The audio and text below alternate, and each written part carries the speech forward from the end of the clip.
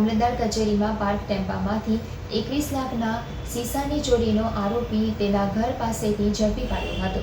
Bharuch LCB પોલીસે ચોક્કસ માહિતીના આધારે અંસાર માર્કેટ ખાતેથી ઝડપી પાડ્યો હતો. અંકલેશ્વર તાલુકા સેવા સદન કચેરીમાં જીએસટી વિભાગે જપ્ત કરેલ ટ્રકમાંથી ₹21.95 લાખની કિંમતના સીસાની ચોરી થઈ હતી.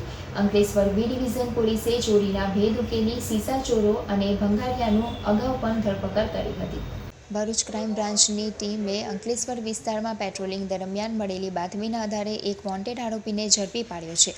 આરોપી અંસાર માર્કેટ મદીના મસ્જિદ પાસે રહે છે. પોલીસને મળેલી બાતમીના આધારે દરોડા પાડીને તેને ઝડપી પાડવામાં આવ્યો હતો. આરોપી વિરુદ્ધ કાયદેસરની કાર્યવાહી હાથ ધરવામાં આવી છે. અંકલેશ્વર તાલુકા સેવા સદન કચેરીમાં જીએસટી વિભાગે જપ્ત કરેલી ટ્રકમાંથી ₹21.95 લાખની કિંમતના સીસાની ચોરી થઈ હતી. આ કેસમાં ફરાર આરોપીને ઝડપી પાડવામાં પોલીસને સફળતા મળી છે.